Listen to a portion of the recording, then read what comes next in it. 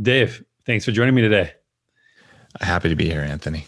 Man, you do not stop. Was this book number 6 you're rolling with? 7. 7. Man. Yeah. You figured after talking about this stuff for 10 plus years, you've gotten a lot of the fasting stuff out, but here we are diving in a lot about, I think that one of the biggest things that you do with your new book is talk about spirituality in fasting. And a lot of people think that, looking from an ancestral lens, it would have just been a normal thing to have fasting breaking apart as, like a normal part of our day. We would have gone without food. It was a metabolic thing. But then people started adding it in as sort of this vision quest, spiritual journey as well. So curious in your take on sort of the separation of those two things.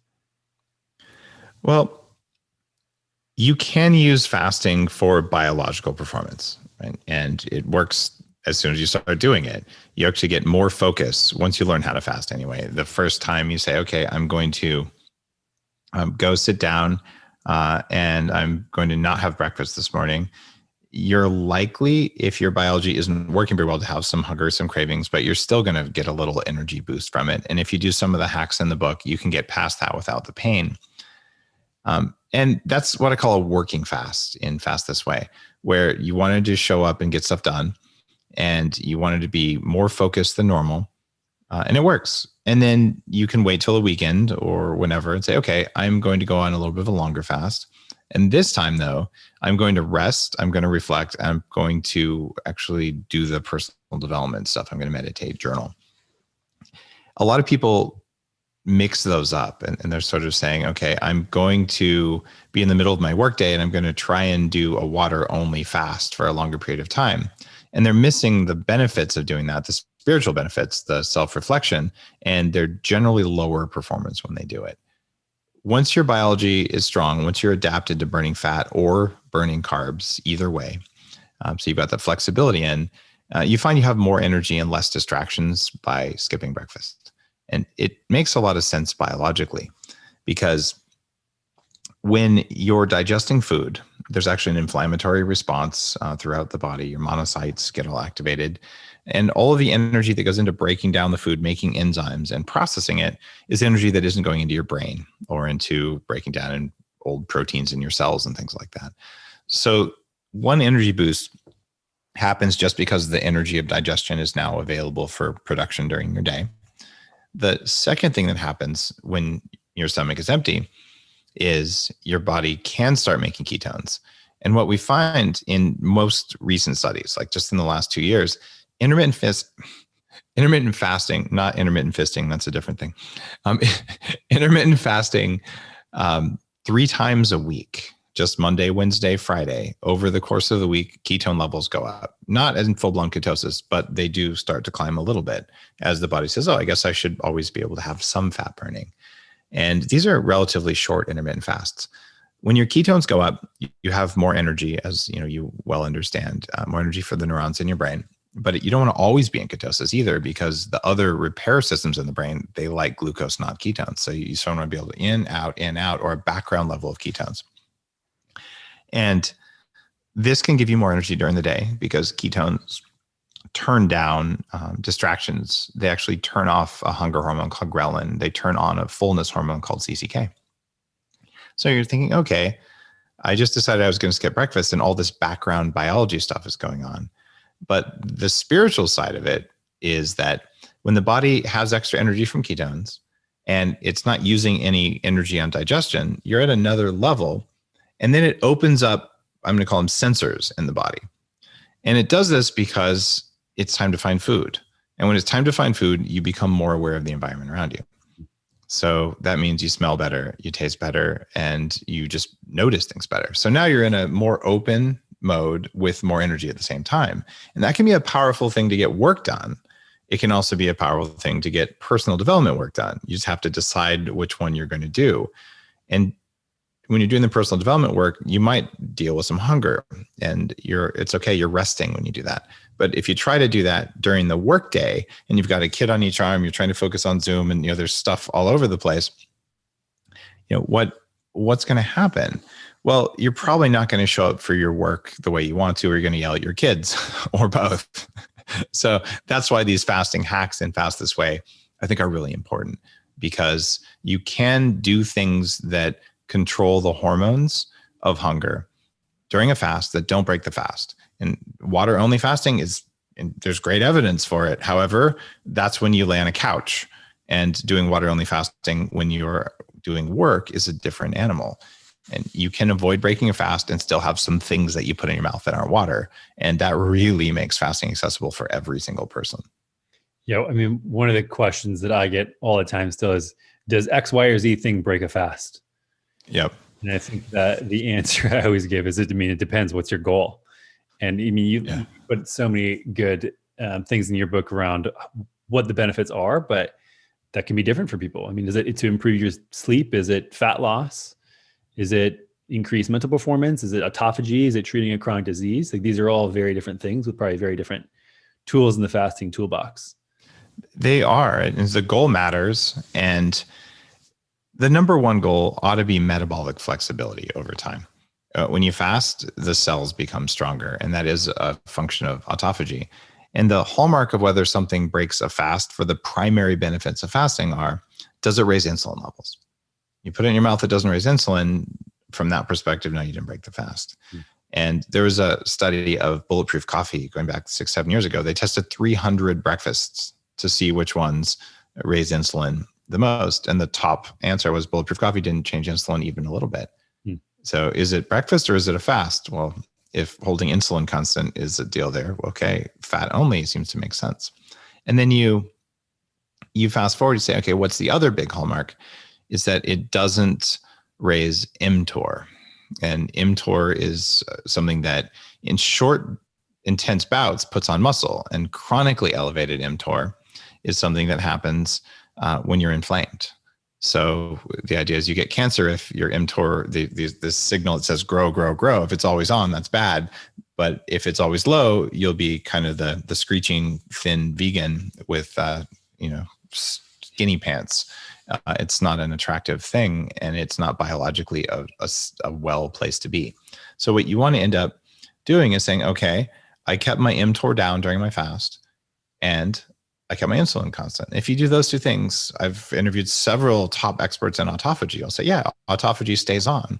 In fact, Walter Longo, in his fasting mimicking diet, he's giving you food that mimics a fast, and he's kind of the godfather of fasting. We know it's possible. And in the Bulletproof protein fast that I wrote about in 2014, less than 15 grams of protein a day, even if you're eating, still maintains autophagy. So there's many things you can do. But if your goal is to reset your gut bacteria, right, you should probably have only black coffee and maybe Bulletproof coffee. But certainly you don't want to have the other fasting hack that's in the book that no one's ever talked about in the context of fasting. And it's prebiotic fiber. This is a soluble fiber that you can't digest that holds your insulin constant. You take that, it feeds the good gut bacteria, and they make short chain fatty acids that are themselves ketogenic.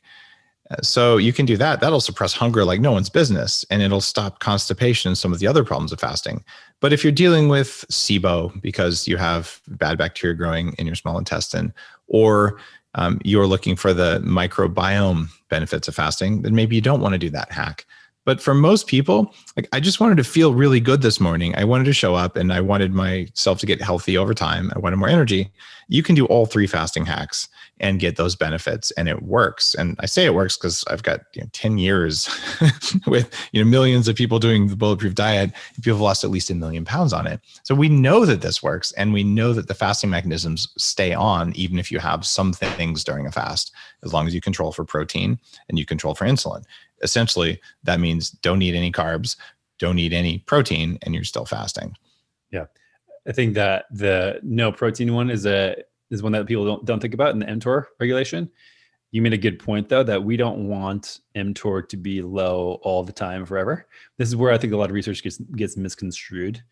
And we just look at, okay, mTOR up all the time, bad. mTOR should be down all the time, good. And that it's just... It's not go there. Like, there's a lot of things in life, especially biology, that are biphasic, and yes, good to have them low. It's also good to have them high. And this pulsatile fashion is great. And like you said, if you just keep mTOR chronically low, the longevity is not going to be great here. I mean, No. emaciated, you're going to fall and you break your hip at a much earlier age, for example. So I'm glad that you point that out, but also make it clear that HIIT fasting should hit on some of these things. When it comes to fat loss, I think that's what probably most people get into it for. The bulk amount of people that, at least that I've talked to, and then they stay for a lot of the other benefits for sure, mental clarity, things like that. I'm sure you've seen a representative people, same thing with Bulletproof Diet. They come from fat loss, stay for all the extra benefits. Yep.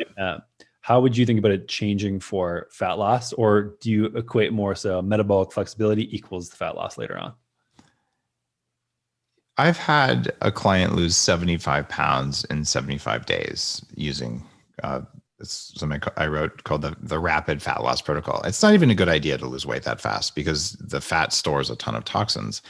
And this is primarily using fat as food to do that.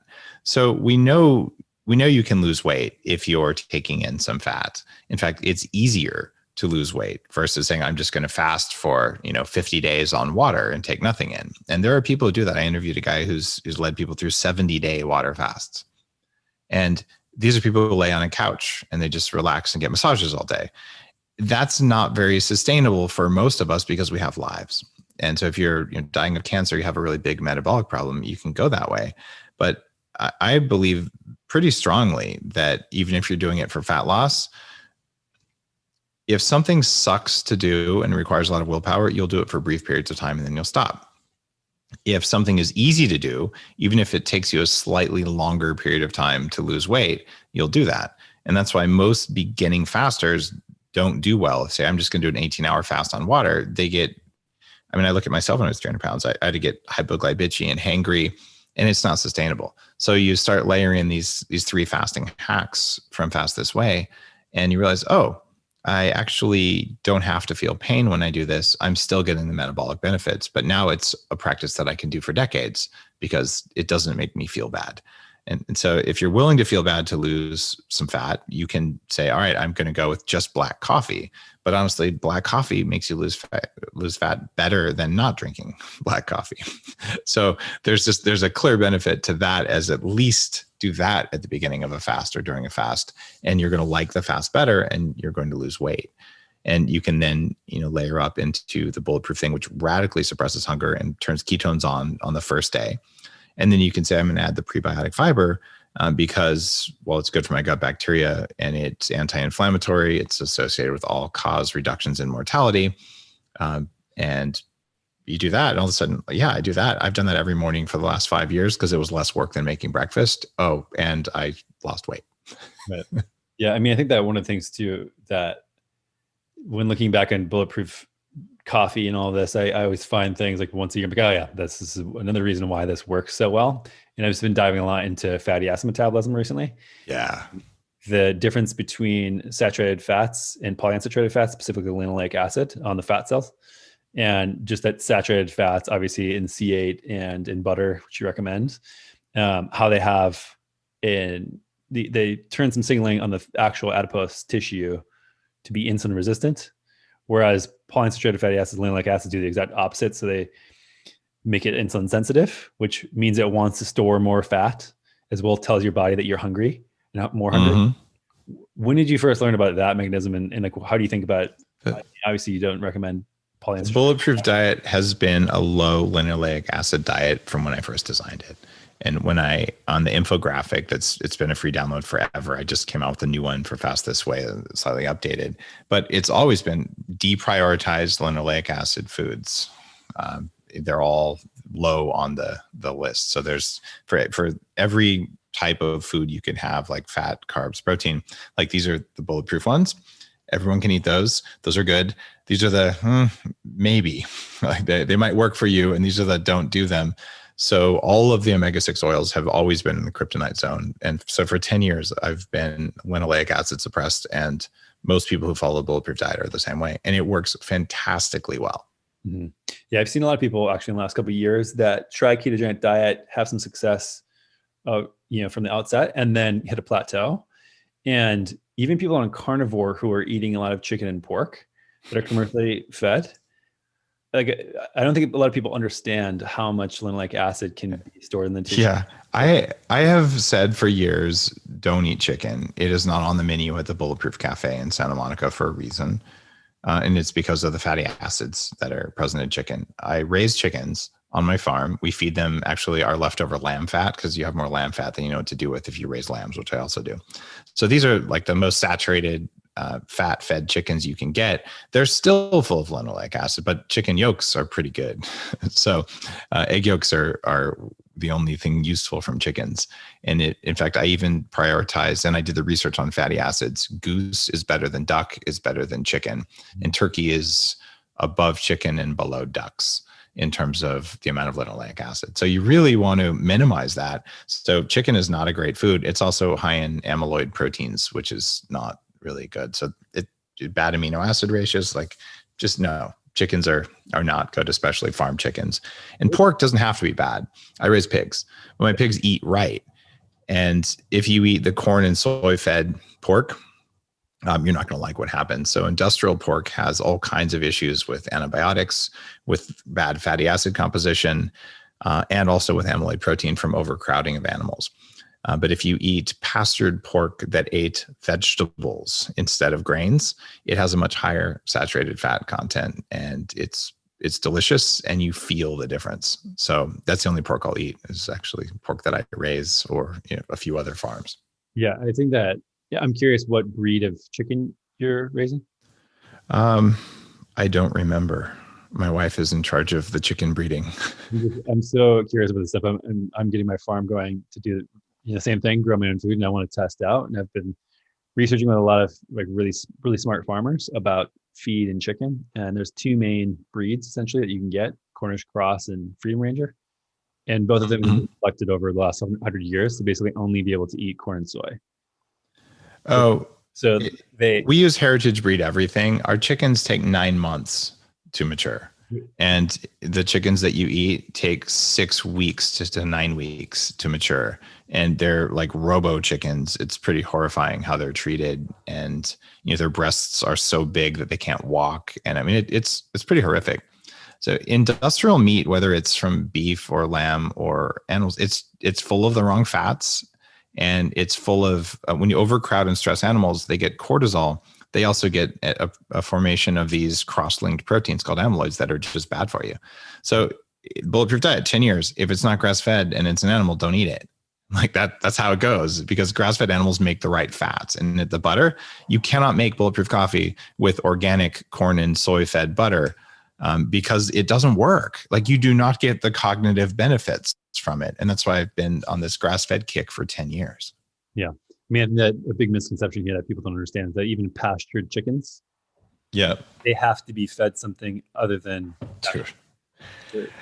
it drives me insane. You go to the store and like vegan fed eggs, vegetarian fed. Anyone who's ever had a chicken, okay, my chickens are in the front yard right now, and they're pulling up the garden because it's winter, and they're eating all the worms. And we go out there, we don't feed them grains. We feed them, actually, I guess they get some seeds, but not grains, and not a lot of seeds. There's a little bit of it in there, but the vast majority of it is we're feeding them scraps when we can. And if you put down meat, you put down fat, they go crazy, and like they fight over it. And you can tell it's a party. And you put the other stuff down, like, I guess I could eat that. Right. So they need some amount of carbs for what they do, but the more meat that chickens eat, they're bug eaters. They eat lizards, they eat snakes. That's what they're all about. They're carnivores when they can, and they're vegetarians when they must, just like humans. Yeah. Same with pigs. You can feed a pig literally anything, and we'll go to town. Yep. And that's one of the problems. I mean, should you break a fast with bacon? If it's from a pastured pig and it's gently cooked, yeah, you'll feel great. And if it's burned or it's from an industrial pig, you'll feel like crap for a variety of reasons. Right. So that's an unusual way to break a fast, but you can. But when you look at what pigs do, so pigs and humans are very similar because we use our kidneys to detox things that most other animals do in their liver. And that means that pigs are more susceptible to concentrating biotoxins in their fat, the same way that humans are. And that's why clean pork is so important. On top of that, the butchering process for pork is important because pork is high in amino acids that break down to make histamine. So if you get pork that was defrosted improperly or that was hung for too long, it'll actually form histamine. You eat it and then you get a blood sugar crash, and then you get really hungry and you get a sugar craving, right? And so leftover pork is probably more of a problem. But if you get a pastured pig that ate the right stuff, we get all the leftover organic vegetables and fruit from a local market. We feed that plus stuff that we grow on the farm. So the pigs are eating real food. And it's to the point where people have come to this. There's one store locally that carries our stuff. And this is on Vancouver Island. And we've literally had people come in and they try it once, they come back the next day and they buy the entire stock out of the store because they've never had pork like that. It's because of that's what the animals eat. But to your point about linoleic acid, Paul Saladino's been railing against this lately in the carnivore movement. But what's interesting, he's also posted, it looks like the long-term diet might be, pastured grass-fed meat and low inflammation vegetables. And I'm like, there's a name for that diet, right? Like I've been promoting this for 10 years. And this is after having been a raw vegan, having, been on the Atkins diet in the 90s, having explored these extremes. The sustainable long-term diet that makes people feel best is minimize linoleic acid, have lots of saturated fat that contains conjugated linoleic acid, which is different than linoleic acid and probably blocks the linoleic acid pathways. And it's present in grass-fed butter and grass-fed beef. So there's a lot of stuff going on there. But what's neat with fasting, and this is in the book, it's that when you eat something, if you're hungry afterwards, you did it wrong. And if you want to fast without any problems, well, you should naturally do that. And if it's really hard, you wake up and you have this gnawing hunger, look at your dinner. Something in there was not compatible with you. So I've identified these 5 categories of toxins in food that cause cravings, right? So you end up tuning your diet so that when it's time to not eat, it's effortless. And that when it's time to eat, you eat stuff that will leave you full for a day instead of for a half hour. In other words, kale salad sucks. Right. What are the 5 categories? The 5 categories are lectins. Lectins, not all lectins are bad. And so I covered lectins in the Bulletproof Diet. And since then, Dr. Gundry's come out with a really good book about lectins, The Plant Paradox. The problem is that the body makes 1,000 lectins on board every day. Like they're a very common molecule. So you don't have to remove all lectins from your life, but there are some types of lectins that are generally pretty offensive for people. The ones in whole grains, the ones in legumes and beans, and the ones in nightshade vegetables. If you get rid of those, or at least most of those, your cravings go down dramatically. There's also phytic acid and phytates. And so these minimize your ability to absorb minerals, which is a problem. And that's why when people say you should eat a whole food, whatever that is, or whole grain diet, no, you're not going to get your minerals. Even if the minerals are present in the plant, you can't use them and it'll suck minerals out of your body otherwise. There's also, let's see, I just wrote the book now. Let's see, that was 2 of the 5. There's lectins, there's phytates, histamine is one of them that we talked about a little while ago. And this is a major problem. You eat foods with histamine in them, you're going to be very hungry. Fermented soy is very high in histamine. Fish sauce and leftover pork are your 3 most likely things, or leftover fish. These are big triggers for that. There's oxalic acid, which is a major issue. In fact, I went on the Joe Rogan show talking about, Joe, these kale smoothies young people do, like maybe you could cook the kale with some calcium and dump the water to get rid of this stuff because it builds up in your tissues.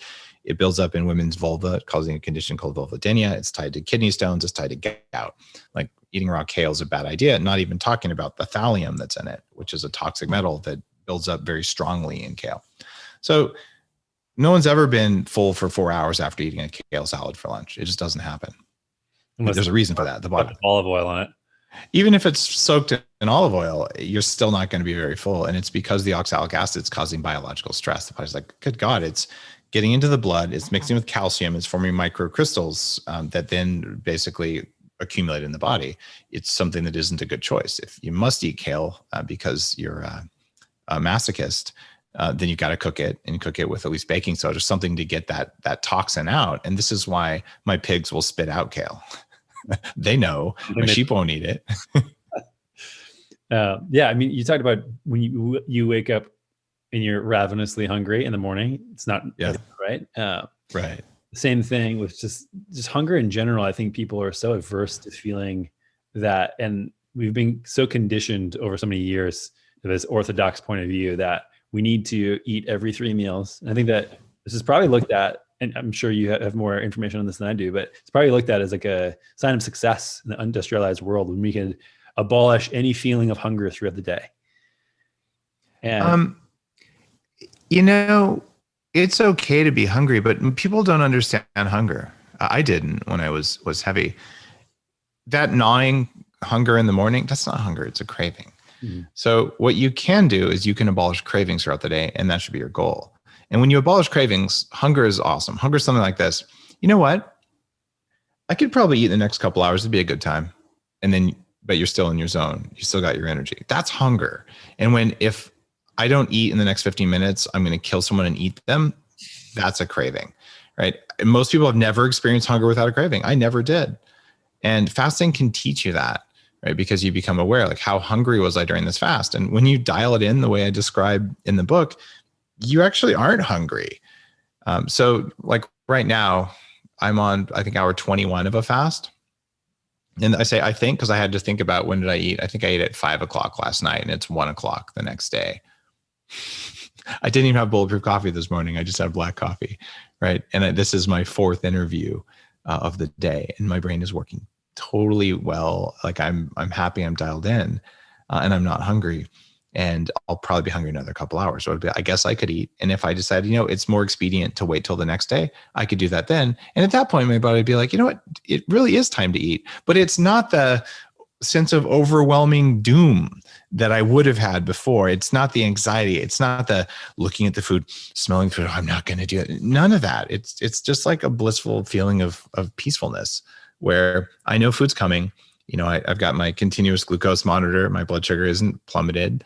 I have enough energy in my body right now, and I can measure it. I can sense it. I can feel it. And I've got that. And my body knows how to use the energy. It's when your body doesn't know how to use the energy because you ate the wrong fats, because you were living on carbs, because you were eating too long, because you ate in the middle of the night.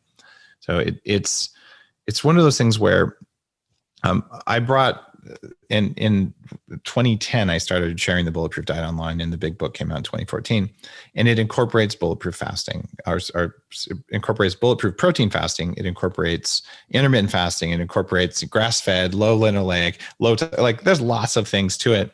And the two things that have kind of bubbled up from the set of practices that I figured out worked really well. One of them first was the whole keto movement, and Atkins is definitely the father of that. But Atkins would tell you can do keto on artificial sweeteners and corn oil, right? Because it's, as long as it's not a sugar, it's a fat, it works. And we had to dial in the right types of fats and all that. And intermittent fasting also grew in popularity with paleo and all that. What I'm finding now is the same thing that happened with keto, and I call it the keto trap. And I feel so good on keto. I'm never going off keto. Like, if something's good, more of it doesn't mean it's better. And the approach I've been talking about is cyclical keto. You go in, you go out, you go in, you go out. And this tends to be stable for long periods of time. But I find that women don't do well if they go keto and stay keto all the time. They've got to dip out. Otherwise, the glial cells in the brain and sleep quality goes down and all. And I'm seeing signs that fasting is about to go down that same path. And it's a path where our human nature says if something's good, more of it's better. And I have, over the last 10 years of people doing intermittent fasting on Bulletproof, I have seen women over and over, call me and say, Dave, I love how I feel. At least I did, but I'm 6 weeks in and I didn't really take your advice about cycling. So I've just been keto the whole time. And it's like, let me guess, your sleep quality is no good. Like, yeah, I wake up in the morning, I feel like I didn't sleep. I'm like, yep. And let me guess, your menstrual cycle is a little bit off. Yeah, that's funny. And then maybe your hair is getting a little bit thinner. Yeah. So those are the signs that women have over fasted or over ketoed. And the answer to that is find out the right fasting schedule that works for you. But just because fasting is good doesn't mean more fasting is better, right? And this is true for most of these approaches. We find one thing that works and we just want to dive in. So the reason I wrote Fast This Way was to talk about how to fast for decades instead of for it to be kind of a fad. And for men, what happens when men overfast or over keto is sleep quality goes down, but it takes them 6 or 8 weeks. They're a little bit more resilient to fasting. And then they start waking up without a kickstand that's normally present. And it's a medical term, kickstand. And then the hair is an issue as well. So what you want to be able to do is find what's the right amount and length of fasting for me. And the answer is it depends on the day. Okay, if you got garbage sleep last night, you had a glass of wine, and you're really not feeling very good, maybe your Oura Ring score says that you're not highly resilient today, a shorter fast is going to be better, or using one of the fasting hacks so you've got a little bit more energy, that's fine. Or for women, you're menstruating, that's not a good day for fasting. Like, it's okay to have some breakfast that day. And I think for everyone, have breakfast at least Saturday morning with your family or friends once or twice a week. Doing that really makes a difference. The idea that I'm going to do one meal a day every day for the rest of my life, most people aren't going to do well on that. You might do it much of the time, but the idea that the type of fast varies on your biology for that day, and being comfortable with that instead of rigid with that is one of the most important things we could all learn about fasting. Yeah. I mean, I think it goes back to what we were saying before. There's this biphasic element to a lot of things in biology, and think fasting and not fasting is the same thing, both on a micro and a macro level. And one of the things that I did a couple of years ago, building the business and super stressed out, running a couple of companies at the same time, like my day-to-day stress was so high, and I was doing a lot of fasting, a lot of keto. I started eating several meals a day, not fasting, toned my workouts down instead of doing more CrossFit style stuff, doing gymnastics and more yoga and things like that, and eating more carbs, and people freaked out. You got to eat more carbs if you're under excessive stress. You can still have ketones present, but having some carbs at dinner when you're pushing really hard, or carbs after workout, you'll actually fare better, right? And your ketones will be high enough. And frankly, if you're good at ketosis, or if you're metabolically flexible because you've been fasting for a while, your ketones won't spike that high because you use them. If someone goes keto for the first time, I got my ketones up to 5, you're like, well, that's like bragging that your blood sugar is at 300. Because it means you couldn't use your blood sugar. Your ketones are at 5, either because you took a slug of some sort of salt, so you probably shouldn't take long term, or you probably just don't have cells that can use them. Because if you did, they would have been slurped up. And so, longer term successful fasters and keto people tend to not have high blood sugar or excessively low blood sugar, and they tend to not have excessively high ketones or excessively low ketones because the body tunes them. Right. Yeah, I think that the individual, listening to your body and just being able to understand, oh, this is craving versus this is hunger versus this is a time where I'm hungry and I should eat because, like you said, maybe there are some other extenuating circumstances. It's something that takes a long time to get in tune with yourself. It's everyone's health journey is I think always meandering in different ways. Yeah, you're still learning stuff about what works for you, even though I'm sure people think that you have this very perfect routine that you stick to every single day. I mean, things are always changing, and your goals may change, your life may change. And I think that the individual variability and always thinking about your health and the way you approach it as in flux and always doing something new is great. Because there's many fasting books before yours that came out that was, here's the one way to do it. Here's how it works for all humans. Here's what the research says. So therefore, we're going to put this out there for every single person. And I mean, that's what I've loved about your work over the years. You've tried to give people a framework, but also help them apply some individuality to it. Thank you for recognizing that. I fell harder than most people for this is how it has to be, therefore I'm going to do it. And I would just do it until I pounded myself into the dirt until I would say, well, wait, working out 6 days a week, an hour and a half a day, half weights and half cardio, no matter what, probably isn't serving me. But it took me 18 months of doing that to notice, wait, I still weigh 300 pounds and it's not muscle. And I still have a size 46-inch waist, and I'm on this low fat, high carb diet and low calorie. And all I am is stressed, right? It doesn't work, but that was what, that has to work for everyone. And I went to the doctor and he's like, well, clearly you're not doing it. Otherwise you'd be losing weight. I'm like, I'm not eating Snickers bars, man. I'm actually doing what I said here. And it's just not coming off. And you find out, oh, there's hormonal controls and, there's all kinds of food timing. It's more complex than that. But to tell people this will always work, no. Directionally, I can tell you that not eating when it's dark, that's a good call for everyone, right? It works. And the reason fasting is something that I thought was worth a book is that, like you said, here's how to write a fasting book. Step 1, don't eat for a while. Step 2, it's good for you. Here's a bunch of references. And then there's your fasting book. You could crank that out in 3 months. Anyone could do that. Right. And when my publisher first came to me and said, Dave, let's do a book on fasting, I'm like, I already did one. It's called The Bulletproof Diet. I talk about how to, like, there's a lot of cool stuff in there. But when I went deeper on it, the spiritual side of fasting, the how to actually do it, the difference between hunger and all that. And this is a very different book from my other books because of that, that aspect. And I really wanted the individual thing. I wanted the chapter for women, looking at specific studies for women.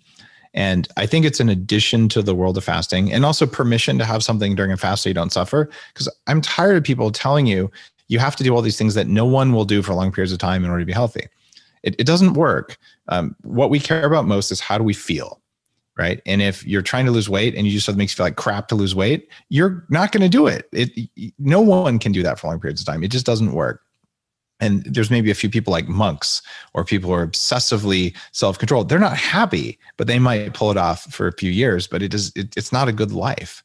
So how do we build these things in so that everyone can do it? And like, wait a minute, this perimenopausal woman is going to have different needs, but the thinking's the same, but the needs are different. And there it may literally be for women, 3 mornings a week of just a 14 or 16 hour fast might be how you get started, right? And you may vary it based on monthly cycles. And you may say from there, okay, I like this. I'm going to slowly work my way up. But if you know that if you go too far, that this is the early warning signs, then you can dial back. This isn't present in the world of fasting books. That was why I worked with my publisher. I said, all right, there's enough here to help people not hit the walls that I've hit that I'm willing to write it. Yeah, I mean, I think another thing too that you were separating very cleanly before was the spiritual and mental, and sort of honing in. And okay, if you have time to do a complete water fast, or I don't know what thoughts are on dry fasting, but if you can do that and be in touch with yourself, it can be a very spiritual and transformative experience. But otherwise, stop distracting yourself and just get the actual benefits without doing that.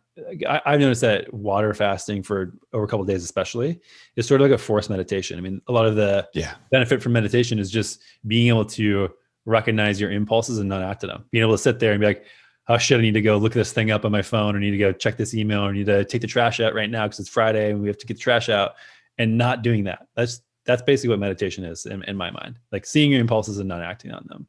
And it gets really deep. I like that. And like the same thing with hunger is just if you're fasting, you're committing to not eating, you recognize the impulse of hunger and then you don't eat. But it's a forced thing that you, throughout the day, you don't have a choice of when you get hungry. And that's why I've liked a lot of, on top of just fasting, pairing it with other things. And you go in the book a little bit around that fasting is not always just from food. Yeah. I think is a really important thing. And I think that the more you can stack things that are like generally, the higher magnitude of impact you'll have.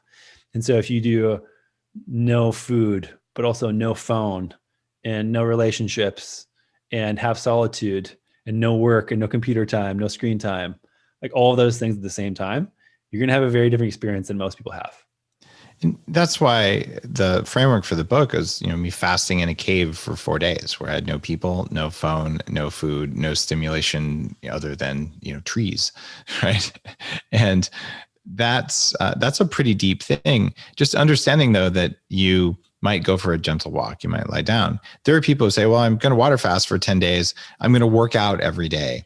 Right. And I'm going to just push. That I think also is a form of addiction. So when you look at all the things, fasting is just going without. Your body thinks you need something. For a brief period of time, you show the body that it doesn't need it. It just wants it. Mm-hmm. So you can fast from carbs. It's called the keto diet. And it's really hard when you first do that because you're just, man, I want that potato chip with every fiber of my being. And you realize that desire is not based in reality. Like you want it, but you don't need it. You just feel like you need it. And then you can fast from food clearly. You can also fast from animal food if you want to go vegan, but it is a form of fasting, right? There's no vegan I've ever met who, when I got them to eat a grass-fed steak, didn't go, oh my God, I've missed this so much. I love my life now. Thank you. dozens of vegans I've helped personally that way, and countless how many online, where you're like, you know what? Okay, you showed yourself you could do this, but maybe it's not serving you now. You also, in the book, you think about it, fasting from alcohol is a thing. And if you say, I'm going to go 30 days without alcohol, it is an alcohol fast. And the changes in your brain that are measurable from that are really meaningful. So this glass of wine every night, some of the more angry keto and faster types, I can have wine here, I'm going to break my, you can, it's just not good for you. No matter how much you torture the data, it's not good for you. It is not a high performance substance. It's a delicious and, fun substance, but it comes with a cost. So we go on from there. You can fast from porn or masturbation, or even fast from orgasm, right? And this is a deep spiritual practice that people do. It's a form of fasting, right? And some people do that for Lent. And every spiritual tradition has this. And I finished the book with this idea of you can fast from hate. Like, go 4 hours without thinking a bad thought about another person or thing. It's really hard to do. And you ask, why is my body doing that? Why is the voice in my head doing that? And you can say, all right, well, that came up, I'm just not going to do it. But even for an hour, for a lot of people, they've never done that because they're constantly thinking bad things about themselves or other people. And I certainly was one of those. So you become more aware as you say, all right, I'm going to just for a brief period of time not do something that's a default behavior. And like you said, you stack all those up at one time, man, it gets really powerful really quickly. Yeah. And I think that the same thing you mentioned earlier around the first time you fasted, you had these cravings. They're intense. Everyone who fasts for the first time has felt this. Everyone who's done keto for the first time after eating carbs for years felt this.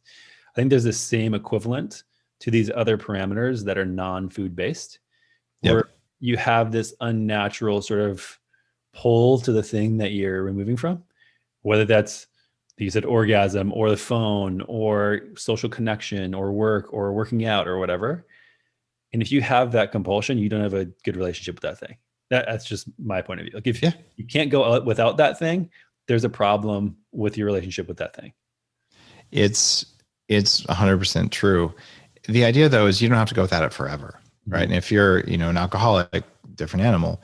But if it's any of these things, you say, I'm just going to show myself I can go without it. And I've made a practice in my life for any of those things that I feel like I absolutely have to have. I'll go without it for a while just because I think it makes you a better person. And one of the things I'm doing with Fast This Way that I haven't done with any of the books before, I'm actually teaching the book to people. You can go to fastthisway.com now. And for 2 weeks, I'm actually teaching from the book, guiding people through structured fasts with and without the fasting hacks to get dialed in on what's hunger, what do you do about it. But the final 1 or 2 days is a spiritual fast where you actually agree that you're going to slow down, you're going to take a day, and there's breathing exercises and things like that. But doing that with 25,000 people all at the same time is a really powerful thing to do, because fasting in a community is pretty epic. So that's free, though, just because I want people to know what's in this book. Fastthisway.com is where you sign up for it. It's amazing. And do you think that's sort of like the next step after, you've done so much with nutrition, diet, and lifestyle stuff, but the sort of next step of translating all those learnings into, some people call it personal development, spirituality. I don't know how you sort of like make a container for all these different relationships in life. I generally call it personal development, but all personal development has a spiritual aspect. And frankly, food does too. If you eat a meal that's prepared from the right ingredients, animals were treated right, the plants were treated right, they're cooked by someone with intention, you get a food high from that. That's not just from the food. So that's why, the Dalai Lama looks at who prepares this food. A thing the Buddhists do is the fewer people touch your food before you eat it, the better. Like there's very weird spiritual stuff, because food is part of what nourishes us. But there's other things like love and peace and compassion and things like that. So alongside with starting Bulletproof, I actually started a company called 40 Years of Zen, which does intense 5-day neurofeedback work that is personal development plus called a lie detector to put your brain in states that normally take decades to get into. I spent 4 months of my life developing that, like with electrodes on my head.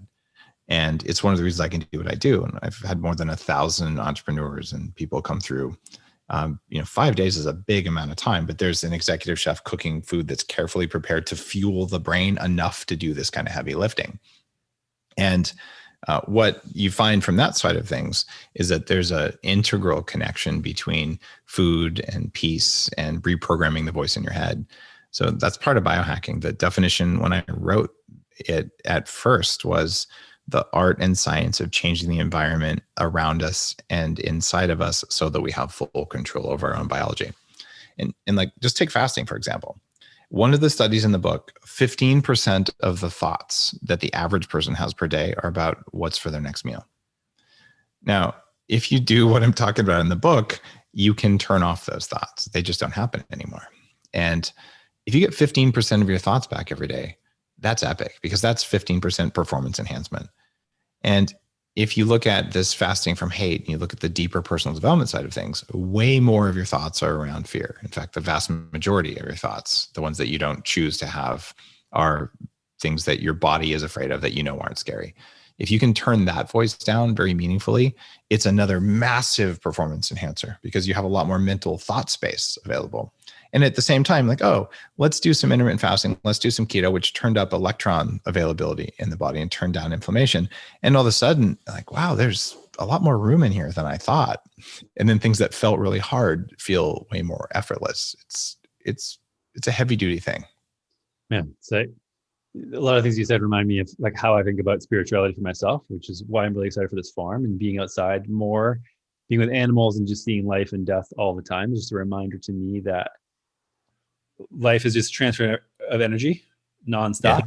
And once you die, you're literally what's you're made of is going to go somewhere else. And the thing you're talking about with food and how it's more than just nutrition, it's like, it's a transfer of energy again. And if the animals are well, it's like the transfer of energy into you. And then thinking about this the other day and just laughing when I was diving in on linoleic acid and how it screws up the mitochondria and how mitochondrial dysfunction is causing so many chronic illnesses. And just thinking like, oh, we're pretty much just blocking the flow of energy in our body. It really is all about energy flow. You get the food right, and the energy flows better, but you still have to do the work to make it flow where you want it to flow. And it's hard to express, because people who are disconnected from nature and from farms and from the cycle of life, there's something really magic about eating dinner and having, a lamb chop, and you know which lamb it came from. Right. And you just have this great sense of gratitude. You know that you gave it a profound life, that it lived an amazing life, and it died peacefully. And now it's feeding your community, it's feeding your family, right? And that it fed the soil, and that the soil is thicker, and that, there's more sheep coming through, and that's actually how it's always been. And before we were farming that, there would have been, elk and deer and other things like that walking through eating the same stuff, and that you can't get rid of that. It's just how it works. And so, I have 2 kids. They've been on the farm. We've lived here for, I think, 6 or 7 years now. And they're completely at peace with it as well. And like, oh, those were really good ribs last night. We know which pig they came from, and it's okay. Right. And that kind of connection, it's a spiritual thing. And it's born out of a place of nourishment, not a place of suffering and deprivation. In fact, all personal development comes from that. Yeah, I mean, like this goes into regenerative agriculture in like on a macro level. When people think about, okay, well, we'll do this crazy impossible burger, and it's like, again, if you think about it from an energetic level, like you're mining energy and turning off so many things that just happen naturally in the world, and sucking energy out and then throwing it where it doesn't belong. It's just like an insane. Yeah. It doesn't work. I will fast before I'll eat these fake meat products. And I have calculated deaths per calorie on the Bulletproof diet versus a vegan diet. Interesting. It's kind of profound though. If you eat a pound of beef a day, it's pretty substantial amount. It's carnivore diet kind of level sorts of things. You're going to eat about half an animal a year. And in the total supply chain for your half an animal, if the cow stepped on a frog, there was another death. Otherwise, if the cow was pastured and it's eating grass, it's actually contributing to soil and nothing else dies. But if you instead eat these impossible burgers, how many acres were sprayed with glyphosate where the habitat was destroyed and there were no frogs to step on, and there were no bunnies and turtles? And if there were, they got chopped up by a tractor. I mean, it's kind of brutal, the habitat destruction that comes from a plant-based diet. That said, if you eat industrial animals that also eat those plants, it's even worse. And that's why I don't eat those. So the idea that, wow, industrial meat is bad for the planet, bad for everyone. Yes. Does that mean that you should go vegan? No, because that's also bad for the planet. And this idea that we can distribute our food production out there, we can have control of our hunger, right? And when you have control of your hunger, you can actually choose to eat good food, and you can choose not to eat when the food that's there isn't actually food. Right. Well, always ahead of the curve, especially with the farming stuff. Now, I think everybody else is catching on to that as well. So appreciate all your work, Dave. Where can people find new book and everything else you're doing? Head on over to fastthisway.com and sign up for the fasting challenge, where I'm going to teach the book, and I'll be teaching all my books coming up here, because I realize if you go to the trouble of spending thousands of hours of writing something, you might want to share it a little bit more openly. So I'll be doing that. And then Bulletproof Radio is my podcast, and I'm pretty active on Instagram, Dave.Asprey. All right. Thanks again, Dave. Thanks, Anthony.